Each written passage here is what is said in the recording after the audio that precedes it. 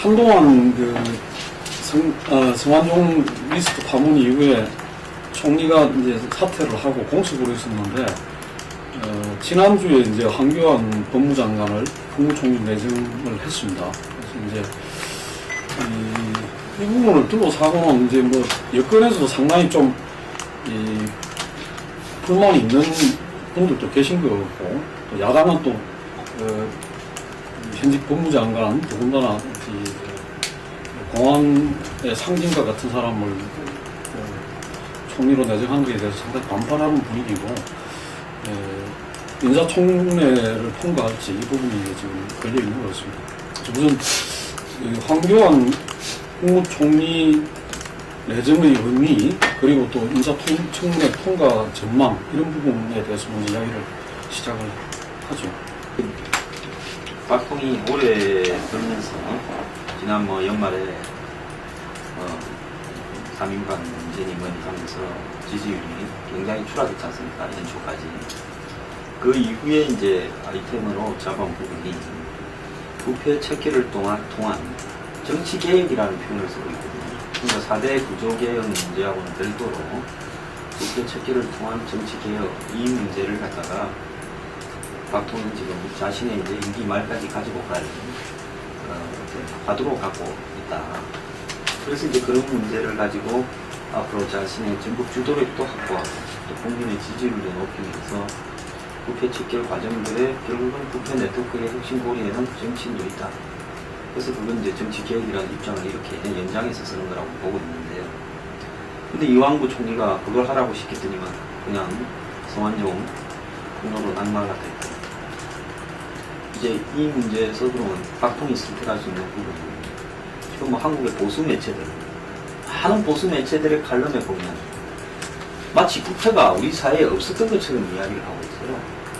그래서 무슨 또 그러고 이 부패하는 사람은 부패를 척결할 수 없다라는 이런 논리를 이야기하고 있는데, 저는 기성의 정치에서 부패에서 자유로운 사람은 아무도 없기 때문에, 그러면 기성의 정치나 관료에 몸을 닫고 있는 사람이 부패 척결을 하겠다면 할 자격이 없는 것인가?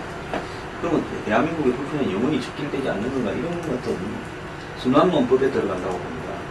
그는 아마 김영삼이가 문제가 좀 있었지만은 전두환 노태우를 척결했고, 또 김영삼 본인도 그 척결의 대가로서 가혹한 원칙이 적용돼서 자기 아들을 깜빵에 보냈고, 그 위에 나타난 김대중 대통령 같은 경우에도 김영삼 척결의 명령을 보냈지만은 본인도 역시 자신 아들들을 성명을 다 보냈지 않습니까?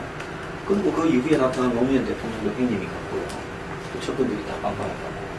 그 이후에 이명박 대통령도 자신이 대통령할 때도 행님도 가고 이런 거 아닙니까?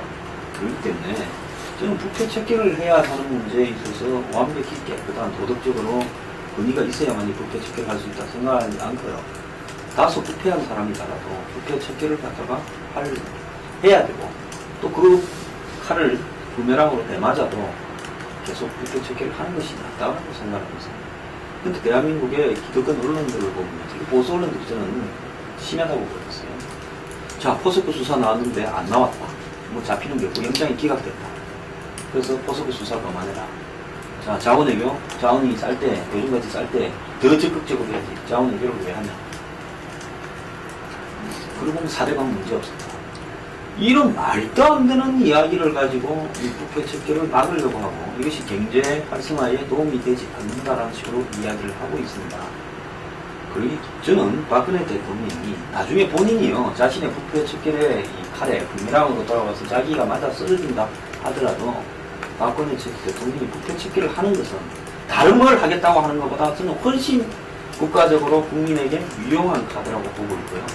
그렇기 때문에 부패 척결을 박근혜 대통령이 계속 해야 됩니다. 그 부패 척결 과정에서 여야를 가지지 않고 나오는 대로 다 사정을 해야 된다고 보고 있습니다. 그렇기 때문에 부패 척결을 이 시점에 있어서 황교안이 완벽하니, 황교안이 완벽 안 하죠. 정관 예우도 받았고, 원대도 뭐 피부병 때문에 빠졌다고 그러고, 자식한테 정리한 것도 있고, 또 재산이 늘어나는데 아직 해명이 부족한 부분도 있고, 그럴 수도 있죠. 그렇지만 황교안이 부패 척결을 하는 것은 잘못이다 라고 규정을 합니다. 황교안이 확연하게 법적으로 문제가 된다면 청문회 그런 게 나온다면 청문회 통과가 되지 않고 낙마하겠죠. 그럼 박근혜 정권에 더욱더 부담이 안 되겠습니까? 국회 척결이란 말을 끄집어내기 이전보다도 훨씬 더 많은 부담이 2배, 3배의 부담이 될 거예요. 그렇지만 황교안이 이전에 청문회를 통과했던 장관이나 총리 수준의 문제라면 청문회 통과되어서 또 황교안 손으로 국회를 척결해 가려고 시도를 계속 하는 거야. 이게 시지퍼스의 신화 같은 문제라고 보기 때문에 이 문제를 너무 능소적으로 보고 그 능소적인 부분에서 그 이데올로기가 전파되는 것은 저는 수구 기득권 보수의 이데올로기가 저는 그렇게 보고 있어요. 박통이 대단히 이제 강경한 카드를 꺼내드는 거다. 일반적으로 이제 그렇게 이제 봅니다. 황교안 카드라고 하는 거는 우선 이제 야당에 대해서는 대단히 아주 자극적이고 이제 공격적인 그런 이제 인선을 이제 한 거고요. 지금 어떻게 보면 지금 야당이 박통에 내놓을 수 있는 인물 중에서 가장 싫어하는 내지는 혐오하는 인물이 이제 황교안이다 얘기를 할 수 있을 정도로 국정원 댓글 사건도 있었고 또 통합진보당 강재산도 주도를 이제 했었고 아무튼 이제 그런 관련해서 이 공안형 그 총리의 이제 기용이라는 거는 야당에 대한 아주 공격적인 카드를 꺼내던 거다 볼 수 있겠고. 그리고 아까 얘기 나온 것처럼 이제 부패 척결 지금 정치 개혁 얘기 꺼내든 거는 앞으로 이제 사정 정국이 이제 전개가 될 거다. 이거를 이제 예고를 하는 거고, 이거는 사실상 어떻게 보면 정치권에 대한 여기에는 뭐 여야 이제 불문이라고 이제 생각이 되는데, 뭐 정치권에 대한 일종의 좀 선전포고 비슷한 이런 거 아닌가 이제 생각이 들어요. 그래서 결국 지금 그 정치권 뭐 여야 불문하고 이 사정 정국 사정의 칼날을 꺼내 들어가지고 이거를 이제 제압을 하겠다. 이런 이제 배경이 실려 있다 이제 생각이 드는데. 문제는 지금의 어떤 시점에서 과연 이제 적절한 이제 그 총리 카드일까 이런 컨셉의 이제 총리라고 하는 것이 상당히 이제 좀 우려가 이제 듭니다. 지금 뭐 박 대통령 뭐 본인한테 그 레임덕이 뭐 진행이 되면서 뭔가 지금 정권 차원에서 민심을 좀 회복할 수 있는 그런 리더십을 갖는 어떤 그 총리 이런 것이 지금 절실히 요구되는 상황이고, 더군다나 뭐 여당 지도부까지도 그거를 이제 원해가지고 국민통합당 총리를 주문을 했던 건데, 사실상 이제 그거는 포기를 하고 이번 황교안 카드는 대통령에 대한 어떤 충직한 보좌를 우선하는 이제 그런 어떤 총리를 이제 기용한 거 아닌가 생각이 들어서 이 전국이 이제 풀리는 방향보다는 역시 더 꼬이고 야당하고도 갈등을 하고 또 여당하고도 또 갈등을 빚는 이런 이제 총리가 될 가능성이 크지 않나 봅니다. 황교안 총리 후보자 내정이 미션을 위주로 하다 보니까 황교안으로 정리가 됐느냐, 저는 그 캐스트보다는 박근혜 대통령의 상명하복을 가장 잘 따르는 사람이었고, 또 박근혜 정부 들어와서 내각 중에서 우리가 알만한 내각 중에서는 박근혜 대통령의 미션을 가장 잘 수행했던 사람이다 라고 봅니다. 그래서 거기에 따라서는 박근혜 대통령의 국정 운영 방향과 방식에 대해서 어쨌든 간에 적극적으로 지지하는 쪽은 아주 잘했다는 선이라고 볼 수 있겠고, 반대로 박근혜 정부에 대한 비판적인 시각을 가지고 있는 쪽은 최악의 갔다 이렇게 볼 수도 있을 겁니다. 지난번 아다시피 경실련에서 2월 달에 교수 연구원 300명을 대상으로 했을 때 인적 쇄신의 가장 최우선 대상을 뽑았을 때 인권위 최경환 2등 황교안 이렇게 나갑니다. 또 역시 그런 점을 나누면서 거기에는 일반적인 그냥 뭐 비판 여론만 모았다기보다는 뭐 여러 가지 섞인 가운데서 그렇게 나왔다는 걸 참고할 필요가 있을 것 같고요. 그러면은 아까 황 소장 지적했다시피 가장 중요한 미션이 부패 척결, 그것 때문에 임명했느냐. 저는 결과적으로 부패 척결에 뭔가 좀 할 수 있는 역할이 있을지 모르겠지만 그걸 위해서 황교안을 했다라고 좀 보지 않습니다. 왜 또 대신 결과적으로 그 얘기가 나오냐면 황교안 본인도 내정됐을 때 첫날 본인이 짧게 얘기했던 건 내용이 뭐가 있으니 경제 활성화, 민생 안정, 그 다음에 국민화과 사회통합, 그리고 이제 약자들 보듬는 역할을 하겠다라고 했었는데, 이거저거 보니까 별로 맞는 게 없어요. 황교안이 갈 때 경제 활성화에 어떤 역할을 줬을 것인가.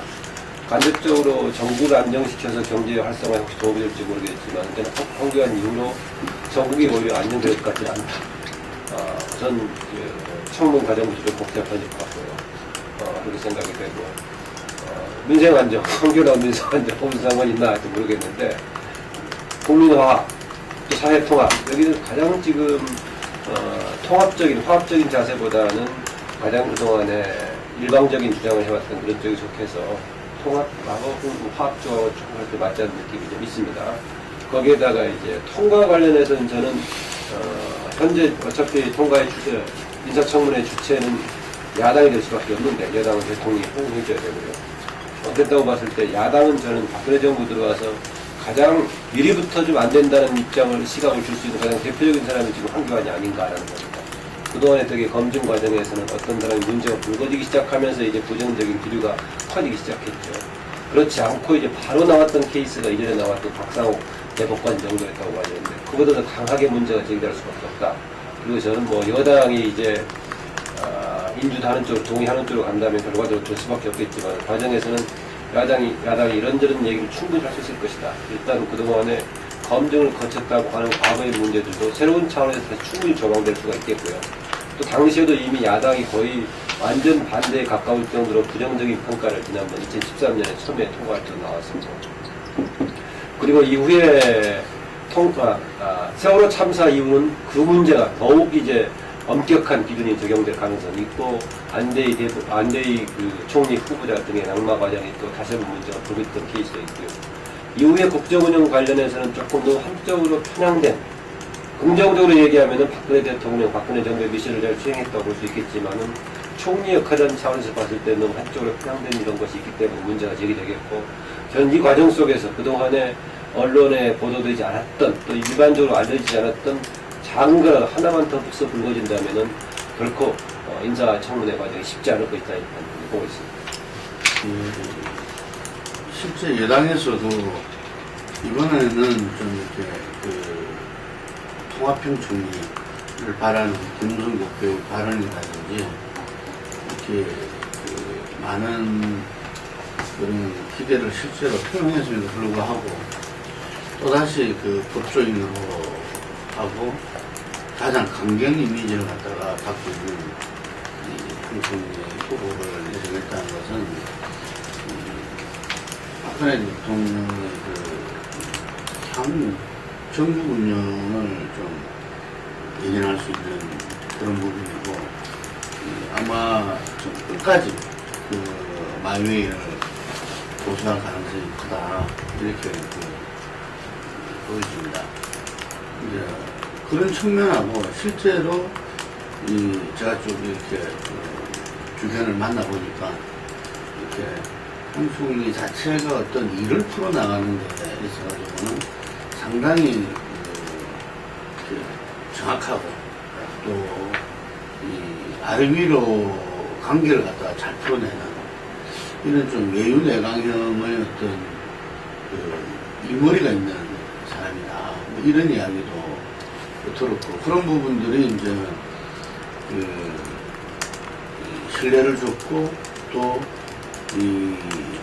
인사청문회를 지난번에 통과했던 이런 부분들 때문에 이렇게 낙마 가능성이 이렇게 이런 속에서 예정을 했다고 보이는데 어쨌든 야당뿐만 아니라 여당에도 상당히 이렇게 일정 정도 좀 경고의 메시지 그리고 끝까지 어떤 국정 주도력을 잃지 않겠다 하는 메시지를 줬다고 봅니다. 어쨌든 총리라고 한다면 지금 어떤 국정 과제와 관련해서 본다면 국민 통합, 경제 지금 이제 침체에서 경제를 좀 활성화하는 것, 그다음에 펼쳤던 남북 관계를 풀어내는 것, 또 외교의 남북상을 이렇게 해결하고 이런 여러 가지가 있을 텐데 이런 부분을 이제 좀 황교안 국무총리 내정이 되고 나서 대부분 반응이 경제는 물 건너 간 거다. 국민 통합하고는 정반대다. 뭐 이런 이야기가 나오면서 조금 전에 말씀하셨듯이 국회척결 사정으로 공안 정국으로 가려고 하는 거 아니냐. 이런 평가가 많이 나오는 것입니다.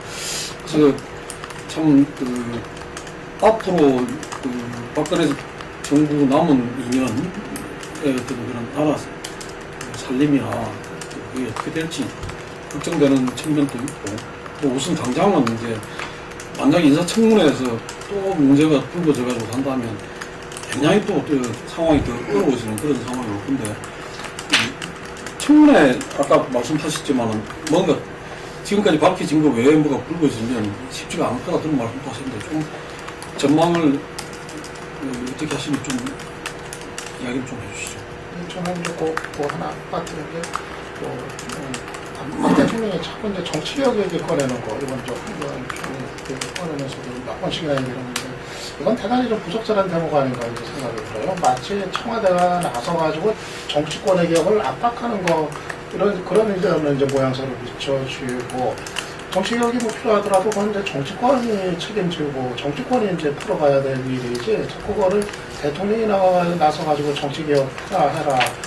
총리한테 그걸 맡기겠다. 그러면 정치개혁을 뭐 가지고 총리가 한다는 건지, 그건 결국 사정의 칼날을 들이대겠다 이런 의미로 이제 해석이 되니까, 저는 그건 정치권에 대한 어떤 좀 일종의 좀 압박, 협박 비슷하게 느껴지고, 이게 뭔가 자꾸 이 레임덕이 이제 진행되면서 여야 정치권을 좀 제압하려는 그거를 가지고 이런 좀 이제 인상을 좀 주는 것 같아요. 아무튼 그건 뭐 그렇고, 저는 인사청문회는 글쎄 뭐 여러 가지 이제 쟁점이 뭐 장관 임명되기 전에 청문회에서 나왔던 거, 그게 이제 다시 등장할 거고, 다시 한번. 그리고 지금 이제 새로운 것들도 뭐 조금씩 고개를 들기 시작하는 것 같아요.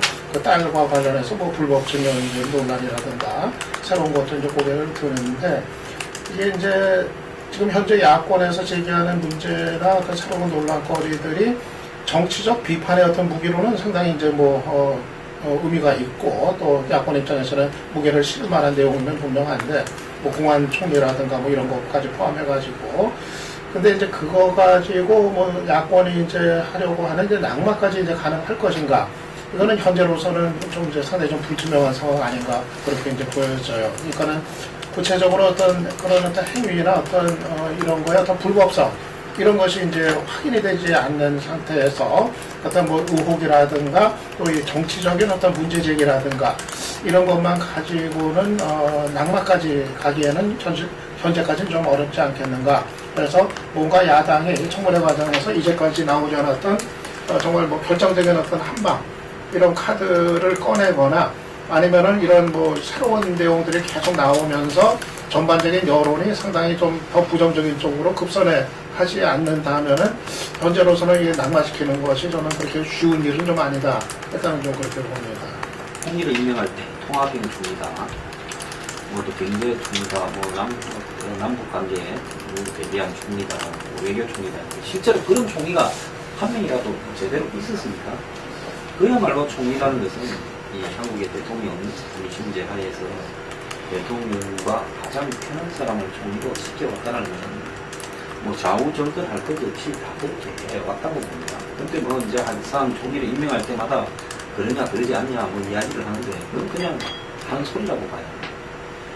그리고 이제 정치 개혁 문제, 저는 정치인들이 자신들의 투표의 문제나 이런 어떤 부분들이 스스로 처리할 일이 저는 없다라고 봅니다. 새누리당이나 새정치연합이 자신들의 이익에 손해가 가는 문제들을 정치인들이 앞장서서 그걸 어떻게 처리하자.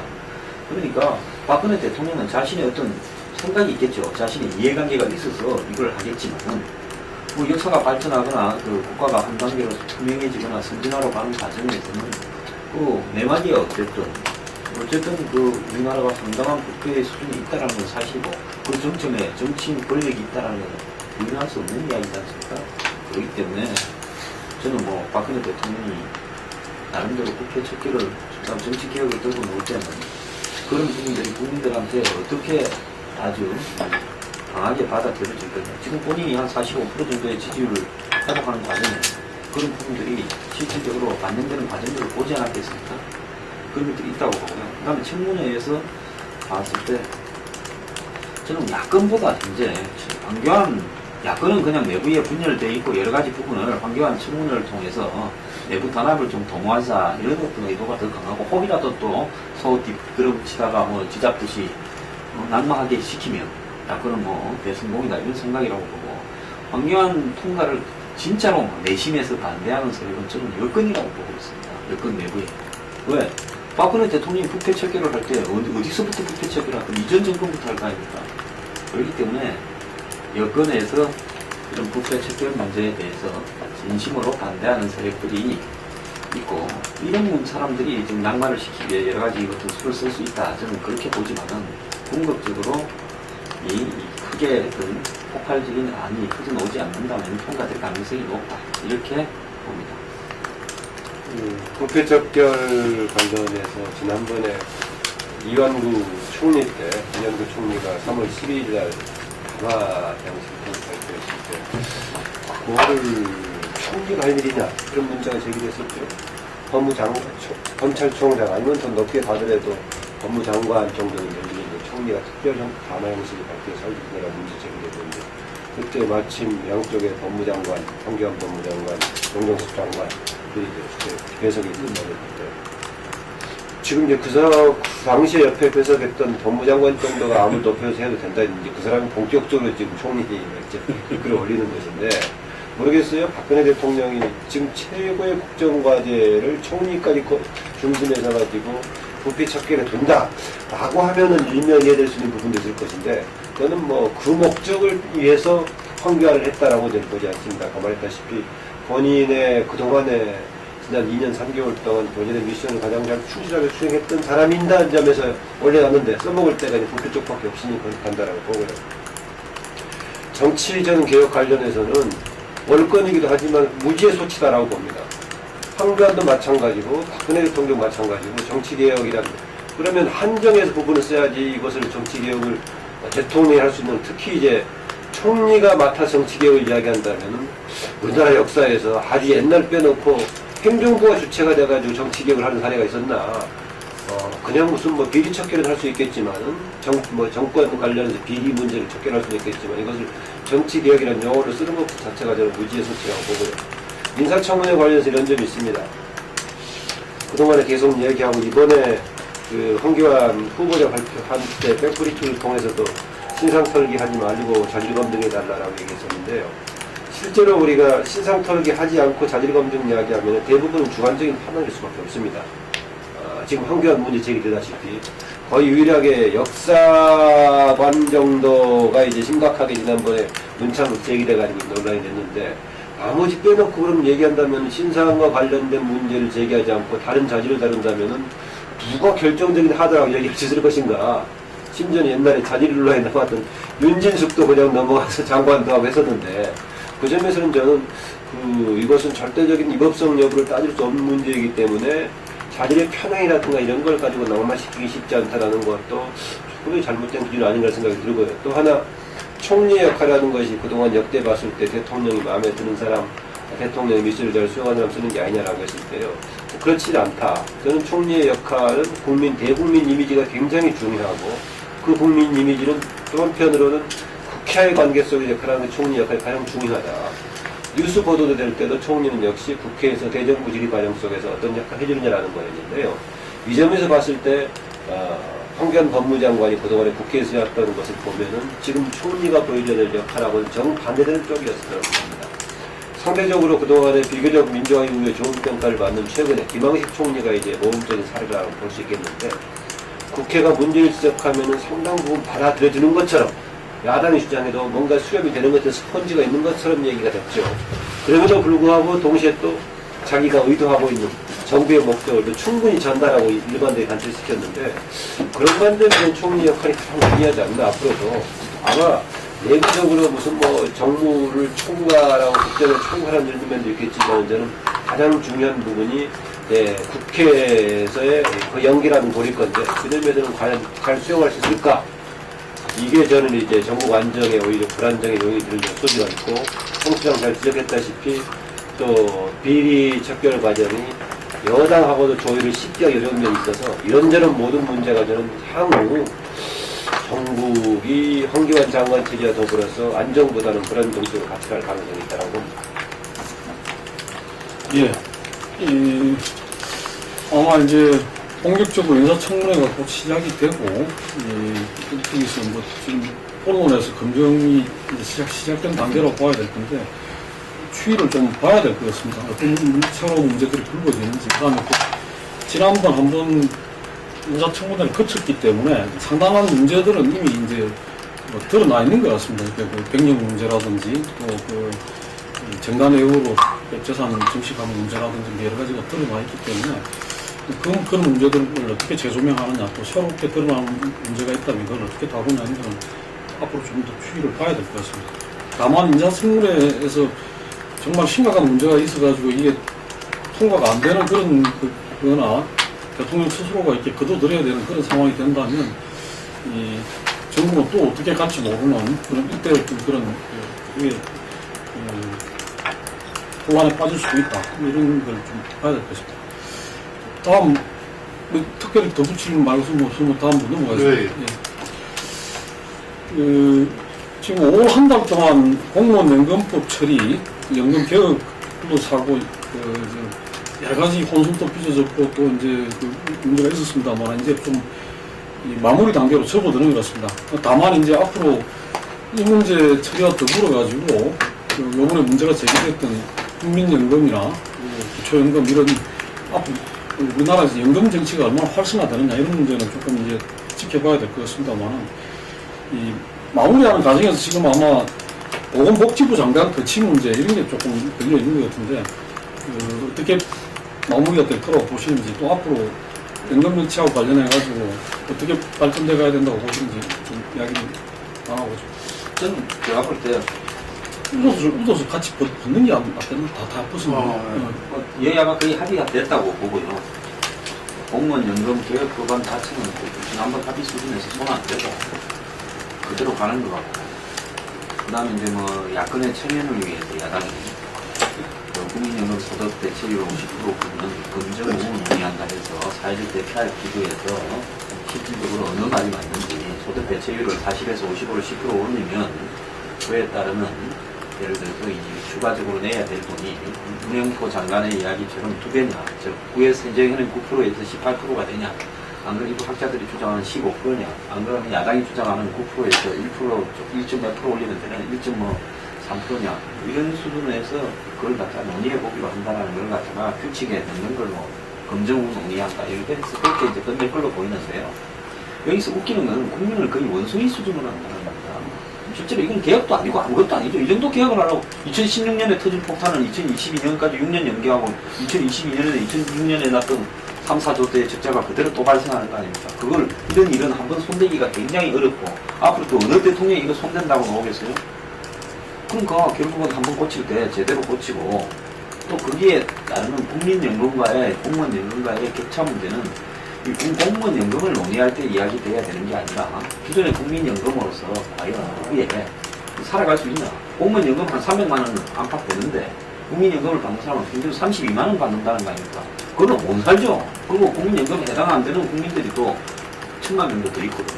그럼 이렇다면 이 문제는 이 문제대로 또 개혁으로서 다루자라고, 그래서 국민연금도 이대로 둘 거냐 안 둘 거냐를 갖다가 다루자 하고 그것만 설명을 하는 수준이면 충분할 텐데, 공무원 연금이 개혁됐느냐 안 개혁됐느냐 하는 어떤 논란 부분을 국민연금을 끌고 와서 글로 던져버리면서 공무원 연금은 아예 논란에서 빠져나가 버린 거 아닙니까? 그 지금 소득 대출 50%만 매달린 거 아니에요? 그러니까 한마디로 아젠다 전환에 완벽하게 꼬리를 자르고 도망가는데 성공했다 이렇게 보고요. 문영포 장관이 뭐 해임 개리안을 상정하냐 안 하냐는 정말 웃기는 이야기죠. 장관으로서 그렇게 분명히 이야기할 수 있는 문제죠. 장관이 그런 말도 안 하고 그럼 가만히 있으면 그 장관입니까? 그러면 저렇게 떠들다가 제가 볼 때는 장관의 그 사과를 받고 아마 서로 타협하는 선에서 끝낼 거다 이렇게 보고 있는데, 어쨌든 여야가 하는 오락선이가 굉장히 무섭다. 이것은 여야 지도부에 대권 욕심하고도 관계 있는 문제다 이렇게. 저는 반대로 이런 의미를 부여할 수 있지 않나 이제 생각을 합니다. 그러니까 공무원연금 개혁 그리고 국민연금 논의 앞길에 대해서 이제 합의를 이제 본다고 한다면은 근데 기본적으로 뭐 워낙 그 입장의 어떤 차이를 넘어서기 어려운 그런 대표적인 이제 사회적인 이제 갈등 사안이고 그런 거를 사회적 합의를 통해 가지고 일단은 뭐 미흡 하나만 이제 결론을 내렸다. 저는 우선적으로 저는 그 부분은 뭐 우선적으로 좀 긍정적으로 평가할 수 있지 않을까 하는 생각이 들고요. 그러니까 뭐 어디 입장에 서느냐에 따라서 뭐 지나치다 얘기도 나올 수가 있는 상황이고 또 미흡하다 얘기도 나올 수 있고 있는 그런 이제 상황인데 지금 가능한 선에서라도 현실적으로 합의가 가능한 선에서라도 우선은 이제 고치고서 이제 간다. 지금으로선 현실적으로 그것이 뭐 최선의 선택 아닌가 이제 생각을 이제 하고요. 그리고 이제 국민연금 논의하고 이제 연계가 이제 됐는데 그것도 뭐 차제에 국민연금 부분도 뭐 분명히 공무원연금 개혁과 함께 이제 국민연금 개혁도 논의가 될 필요가 분명히 있다 이제 생각이 이제 들고 그 부분은 뭐 이제 절충이 된 것 같아요. 원래 이제 청와대나 정부에서는 상당히 이제 강하게 이제 반발을 했었던 건데 그 대신 이제 여야가 이 50%를 이제 못 받지 않는 좀 모호하게 처리하는 선에서 아마 이제 절충이 이제 되는 것 같은데 그거 역시도 현실적으로 50%를 못 받는 건 누가 봐도 이제 현실성 없는 그런 이제 무리라고 이제 생각이 되고요. 앞으로 이제 논의하면서 국민적인 어떤 동의 위에서 그 문제는 판단이 될 수밖에 없는 성질의 것이기 때문에 그래서 그 부분도 그런 정도 선에서 처리한다면은 어느 정도 이제 좀 정치권의 얘기가 특히 그 여당 같은 경우는 거기까지 논의를 끌고 갔던 점이 상당히 이제 주목이 되는데 어느 정도는 정치권의 입장이 이제 관철이 된 거 아닌가 현실적으로는 이제 어느 정도의 좀 의미가 있는 결말 아닌가 저는 그렇게 봅니다. 일단 지난번 했던 대로 이번에 내일이죠 지금 본회의하기로 한 게 그대로 가는데 저는 국민연금 이야기는 상당히 길게 갈 가능성이 있고 어쩌면 이제 19대에서는 그냥 넘어가고 다음 이제 새로 내년에 뽑은 이후에 다시 논의될 가능성이 있어서 일단 공무원연금 관련해 한정돼 그러고 봅니다. 결과가 나올 거다. 그런데 최근에 이제 공무원연금 개혁이 그나마 의미를 가지려면은 국민연금을 올리면서 이걸 미미하게 내렸을 때 이제 그나마 효과가 있다고 보는 것인데 떼버리고 뺐을 때는 아주 미봉책이다, 눈과리 가움이다라고 보는 수준일 겁니다.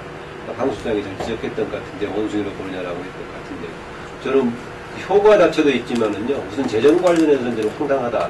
뭐냐면 공무원연금 자체 재정에 관해서는 보완하는 효과는 있지만은 국가 재정이라는 차원에 있어서는 오히려 전혀 저는 플러스 요인이 없다. 뭐냐면은 지금 7%에서 9%를 올려서 내는 것을 공무원 본인들이 올려서 내는 만큼 또 역시 매칭 펀드로 정부에서 재정이 2% 올라가거든요.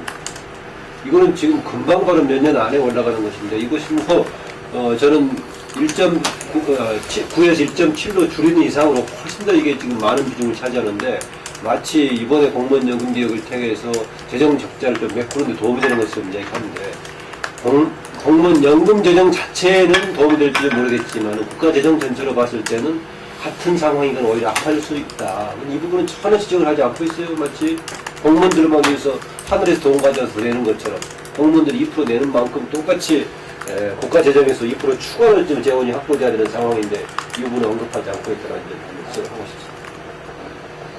이번에 그 조윤선 정무수석 그 사태와 그 관련도 들어보니까 상당히 우리가 늘 이렇게 주목하고 있는 부분이 지금 새누리당의 어떤 비노 지도부와 청와대와의 어떤 서로의 갈등이랄까 비박 지도. 새누리당 비박 지도부와 청와대에 있어서 갈등이 이제 어떤 모습으로서 이렇게 드러나고 그것이 어느 시점에서 서로 간에 이렇게 다른 길을 갈 것이냐 이런 부분들이 있는데 실전 김무성 당대표가 상당히 여전히 로키를 유지하면서 이게 일정 정도 하고 있다 이렇게 보는데 이번에 이제 지난번에 공무원연금법이 무산되면서 그 과정에서 상당수가 좀 표출됐다 보여지고 거기서 이 박근혜 대통령이 이 한교안 국무총리 후보자 내정의 어떤 카드를 좀 붙인 거 아니냐 저는 이렇게 봅니다. 그래서 조윤선 정무수석을 사퇴시키면서 이렇게 집권여당 새누리당 쪽에서 이야기했던 청와대 책임론 부분들을 갖다가 어떤 측면에서는 그냥 그런 한 소리를 못 받아들이는 거죠. 이게. 그래서 어쨌든 그 부분들은 이 조윤선 정무수석의 어떤 책임 문제로 해서 책임을 지우면서 사퇴시킨. 예. 그래서 상당히 이 여당의 김무성 당대표나 유승민 원내대표가 당혹해했다. 근데 그거는 사실은 이 자기들한테 대한 어떤 이 메시지였다. 이렇게 본다는 거죠. 그래서 앞으로 예측되는 어떤 이 정기국회 이런 부분에서도 유승민 원내대표가 지난번에 대정부 이렇게 지금 연설 과정에서도 이야기했지만 상당히 박근혜 지금 정부의 이 경제정책이나 기조하고는 좀 이렇게 다른 부분들 이런 부분들을 갖다가 상당히 준비하고 있다. 경제와 복지의 어떤 균형을 잡는 정책이라든지 이러면은 이 박근혜 정부가 공약을 다 어겼다. 지금 그리고 그 부분에 대해서는 이렇게 어떤 면에서는 국민을 지난 대선 과정에서 속였다 할 정도로 하는 부분들에 대해서는 새누리당이 서민을 위한 정당이다 라는 어떤 메시지를 던지면서 정선이 복지는 없다, 거짓말이다 이렇게 이야기한 그 컨셉이 지금 새누리당의 어떤 비박 지도부에서 준비되고 있다. 특히 원내에서. 그래서 그런 부분들이 정기국회에서를 저으면서 상당히 청와대와 새누리당과 어떤 갈등, 충돌이 나타날 게 상당히 예측된다. 그러고. 예. 내년 총선으로 가면서 아마 새누리당의 지금 유승민 원내대표, 전번에 이제 대표 연설을 하면서 했던 이야기들이 상당히 좀 그게 어떻게 이제 공약화되고 새누리당이 정책화돼서 나타날 건지 를 주목할 필요가 있다고 봅니다. 그 내용은 상당히 좀 전향적인 부분이 많고 현 정부의 어떤 정책과 개를 좀 달리하는 부분들이 많기 때문에 그게 어쨌거나 이제 봐진다고 보고 저는 이 부분 공무원연금법 처리를 보면서 아까 말씀하셨던 청와대에서 정치개혁하는 것이 얼마나 좀 허망된 이야기냐는 게 잘 드러나는 것 같아요. 결국은 어떤 제도를 개혁하고 연금 이런 걸 개혁하려고 하더라도 결국은 국회를 통해야 되고 여야가 합의를 봐야 되고 또 이제 이해 당사자도 참여를 해야 되는데 그건 결국 국회라는 장에서 이루어지는 건데 연금개혁을 대통령이 막 강조를 하면서 자기는 그냥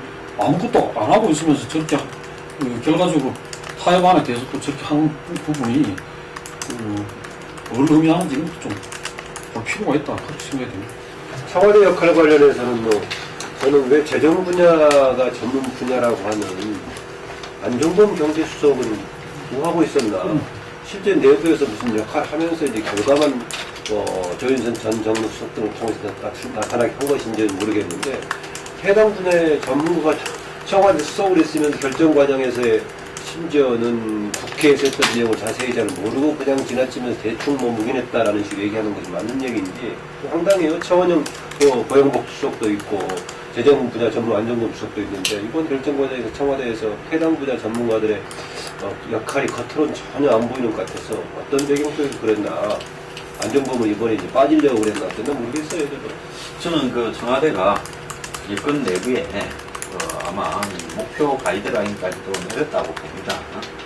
근데 당에 대한 지금 대표와 원내대표가 통제가 되지 않는 상황에서 당의 지도부가 아마 청와대가 내일 이 개혁에 대한 구체적인 수치적 가이드라인 부분을 따르지 않았고 그 부분에서 조윤선 정무수석이 청와대의 핵심, 즉 대통령의 의사 부분들을 당에 완벽하게 전달하면서 정리하는 부분에 위협하지 않은 겁니다.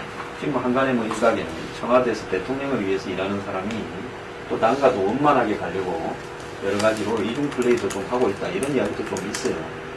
이런 부분 속에서 협상이 이렇게 될 때 청와대에서는 분명히 알고 있었다, 몰랐다 하는 논란의 부분은 조윤선 수석이 아마 당 지도부와 이야기한 부분을 명확하게 박 대통령한테 전달하는 과정에서 서로 간에 의사 전달의 미스가 분명히 생겼다고 보고 거기에 대한 경질이라고 봅니다. 그런데 이번에 이 과정에서 저는 유승민 원내대표가 이야기하는 부분 뭐 경제 민주화나 이 경제 개혁 부분에 대해서 뭐 저는 개인적으로는 논리적으로는 공감을 하는 사람인데요. 근데 여기서 문제는 뭔가 하면 그걸 지도부라고 총괄해서 보기는 굉장히 어렵다. 김무성 대표는 과연 경제에 대해서 그런 시각에 동의한 저는 유승민 원내대표와 정반대의 시각을 가지고 있다고 봅니다. 상당히 파퓰리즘적으로 계획적으로 말을 할 때도 있지만 근본적으로는 김무성 대표 같은 경우에 기독교 입장하고 상당히 일치하는 부분이 많다고 보거든요. 그렇기 때문에 좀 유승민 원내대표가 본인의 지금 정치적 어떤 칼라도 친박인지 아닌지, 뭐 친박이 아니라고 보는 것이 탈박이라고 보는 것이 나은데 그렇다고 또 진이라고 볼 수도 없고 진 김무성이라고 볼 수도 없다. 이런 부분 때문에 과연 유승민 대표의 그런 사고가 새누리당의 개혁안으로서 관철될 수 있을 것인가. 그건 유승민 대표의 정치력이 실제 본인의 생각하고 전혀 미스매칭되고 있다는 부분이 좀 있다고 봅니다. 그 다음에 이런 어떤 공무원 연금 개혁이나 또 지난번에 개헌안이나 성완종 사태를 인용하자 이런 부분에 보면 굉장히 미묘하게 작게 나타나지만 청와대와 현재 여당 지도부 간의 시각이 굉장히 다른 부분들이 나타나고 있기 때문에 저는 박근혜 대통령이 황교안을 넣을 때는 경리로 굉장히 위험 부담을 각오하고 넣었다고 보는데 그건 정확하게 저는 여당 지도부용이라고 보고 있습니다. 그래서 이런 어떤 그 여당 지도부가 현재와 같은 저런 행보를 하면은 아마 본인의 이 내인적 초래를 가장 기다리는 것이 혹시 여당 지도부 아니냐 그렇게도 생각할 수 있다고 보거든요. 그래서 이런 부분들이 공무원 연금 과정에서 굉장한 실망으로 나타났다. 그래서 공무원 연금 합의에 대해서 박근혜가 뭐 일부러 이야기를 했지 않습니까? 홍보수석을 통해서도 이야기했고 본인도 국무회의에서 이야기도 했거든요. 그래서 지금 야권 내부에 분당, 새로운 당이 생기느냐 하는 부분도 총리의 관심사입니다. 여건이 내년 총선까지 이런 형태로 같이 갈 수 있을 것이냐 하는 부분도 총리의 관심사다. 그래서 지금 여야의 시한폭탄이 동시에 진행되고 있는 거 아닌가 하는 생각도 듭니다. 여당은 우리가 이전에 보면 가장 좀 격심했던 그 친일친박 그 과정에서도 결국은 안 깨지고 그래서 지금 여당이 이렇게 분당돼 가지고 된 그 역사적 사례가 없잖아요. 근데 분명히 제가 볼 때는 김무성 당대표와 유승민 원내대표 또 자기들 어떤 정치적 기반이 PK와 TK 그러니까 이 새누리당의 어떤 영남 정권을 본다면은 충돌할 수밖에 없다고 봅니다. 그리고 유승민 대표도 일찍이 용kum을 구했던 부분들이기 때문에 아주 이렇게 소수였죠. 그런 입장이. 그런데 총선을 앞두고 이 많은 의원들이 좀 동감을 표시해 가는 것 같아요. 그래서 새누리당의 어떤 좀 실제 변화를 갖다가 추동해 나가고 또 그렇지 않으면 자기들이 앞으로 길이 없다. 이런 부분들이 아마 이 유 대표를 중심으로 해서 이렇게 좀 결집되는 양상이기 때문에 아마 그 자체만 하더라도 그건 우리나라 정치 발전에 상당히 기여할 수 있는 이 여당 내의 어떤 이 세력과 세력으로서 이렇게 좀 이렇게 그 정반하고의 과정을 좀 거치지 않을까 이런 생각을 합니다.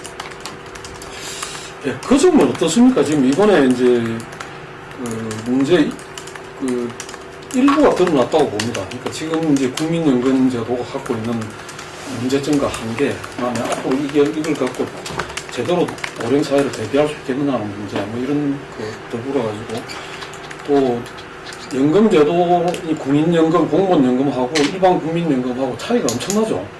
이런 부분들을 어떻게 이제 바로 잡을 거냐, 이런 문제들도 앞으로 계속 이제 논의가 되는, 우리나라도 바야흐로 좀 연금을 둘러싼 그 정치, 이거를 어떻게 이제 방향을 잡아 나갈 거냐, 이런 문제가 걸려 있다고 보는데, 국민들이 자기 자신이 막상 생활하고 직결되는 문제인데도 불구하고 내용을 너무 잘 모르는 거 아닌가, 그런 생각도 드는데요.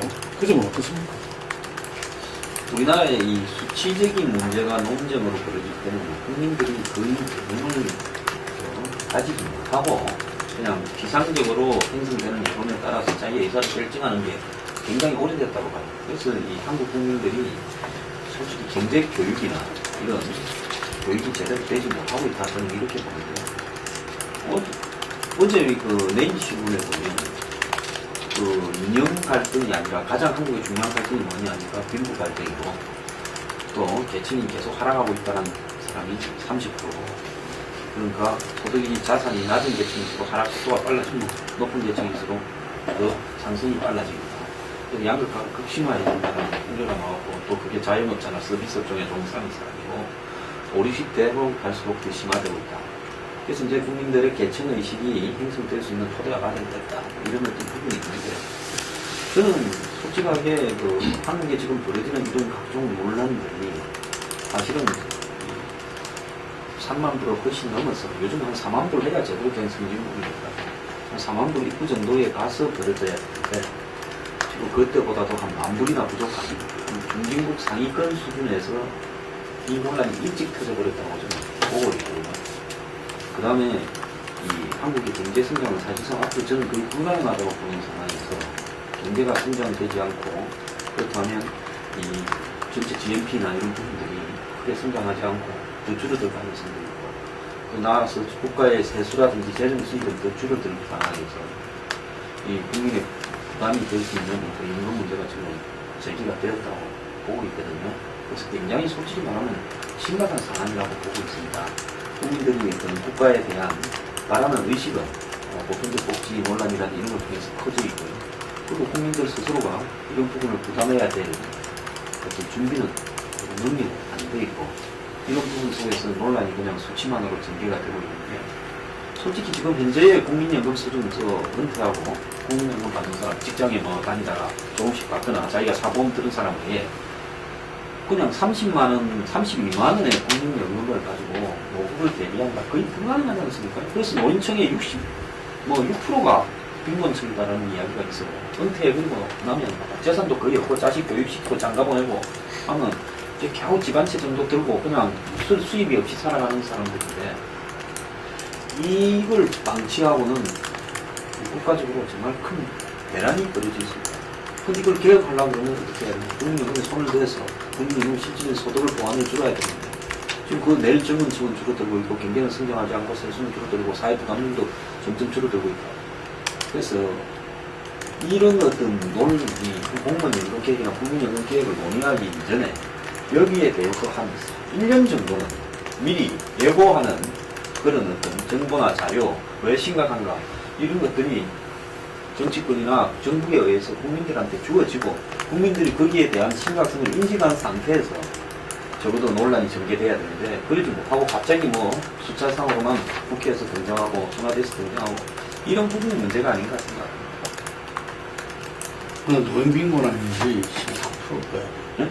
노인 빈곤은 뭐 6%를 했잖아. 아니 60. 아니 60. 아니 60%. 네. 3분의 2가 아니 지금 50 몇 프로 되는데 60%대 정도 OECD 평균이 13% 정도 되는데 네. 우리가 52%는 4배였다. 4배고 지금 문제는 이제 한 11년 지나가 2027년인가요? 그러면 우리나라 노인 인구가 1000만이 되고 인구의 20%가 노인이 된다는 거죠. 그런데도 그때 가서도 지금 이 빈곤율이 더 심화되면 심화되지 나아질 가능성이 나아질 가능성이 별로 없다는 거예요. 지금 노인이 더 부자입니다. 네. 현재 노인이 될 사람보다 10년이나 20년 뒤에.